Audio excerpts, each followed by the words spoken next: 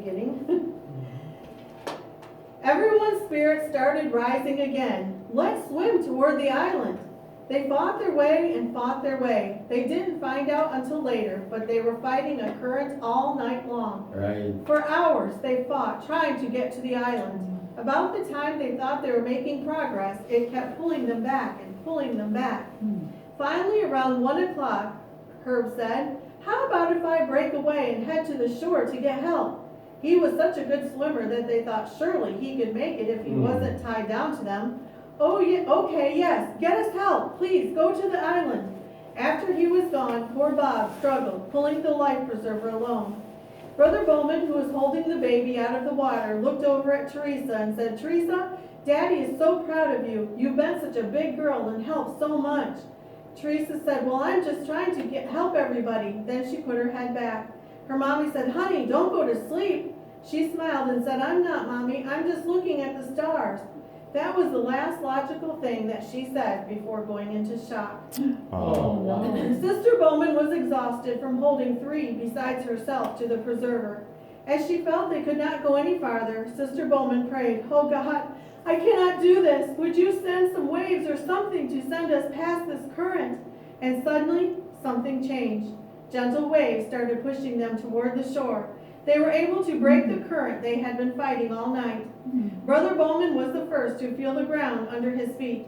"We've made it!" Sister Bowman fought her way to the shore, stumbling and crawling. There was only one house on that side of the island. Only one.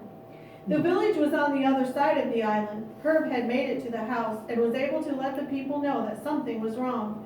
The farmer came to see what was wrong. Sister Bowman was able to explain in Japanese what was going on. Sister Bowman was busy trying to do mouth-to-mouth resuscitation to Kyoko, who was very weak. Then she went to each of her children, resuscitating them. It felt to her that Kyoko and Teresa responded, but she wasn't sure about the boys. Her mind was reeling. She looked over, and Bob was still kneeling in the water instead of coming in. She knew that he was in shock. With her last bit of strength, she went over and pounded him on the back, yelling, "Bob! Bob, come on, come on!" He crawled out and collapsed on the shore. The Japanese farmer and his wife took them in the house and started getting them warm. Sister Bowman watched them bring Kyoko in, but she couldn't figure out why they weren't bringing in her children. She said, "Why aren't you bringing in my children?" They replied, "They're gone. They had all 4 gone to heaven to be with Jesus." Sister Bowman turned to her husband and told him that none of the children had made it. They all had died from being in the cold water for so long. They were now in heaven with Jesus. Their favorite song had been, "What a day that will be when my Jesus I shall see." And now they were with Jesus forever. Brother Bowman laid back his head and wished he could go to heaven too. You know, when they had gone forward that Easter service a couple of years earlier and given their lives to God and said, "We don't have a lot of money for an offering, but the 5 of us want to give ourselves to Jesus," they didn't know what all that might mean. Bob, the tall, strong Navy pilot, didn't make it. He gave his life to help save the others. Kyoko took her last breath in the helicopter on the way to the military hospital. Of the 10 who went on the boat, the only ones who survived were Brother and Sister Bowman and Herb. Bob Hatcher's family wanted to do something to honor him, so they donated money to buy a minibus for the church in Japan. This bus brought many people to church and helped them find Jesus.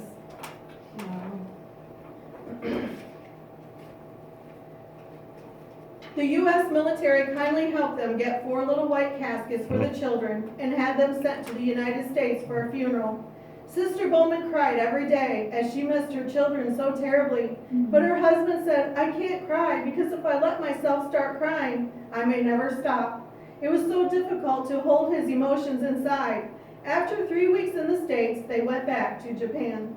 The Japanese were shocked to see that they had come back. Brother Bowman was able to go to Kyoko's funeral. Her family was Buddhist, so they gave her a Buddhist funeral. After the Buddhist priest spoke, Brother Bowman asked, "May I speak?" He stood and said, "What you may not know is that Kyoko was a Christian." Brother Bowman told everyone how Kyoko had gotten saved and what God had done for her. He said, "Right now, she is in heaven." They were amazed. The Buddhist priest couldn't imagine that they had assurance that she was in heaven. In fact, a year later, when Brother Bowman went to the memorial service, that same Buddhist cornered a younger Buddhist priest and said, "Have him tell you the story how Kyoko is in heaven." Wow. Amen. Brother and Sister Bowman continued to go through the motions, but their bodies were sick and weak. Their hearts were broken and bleeding, and their arms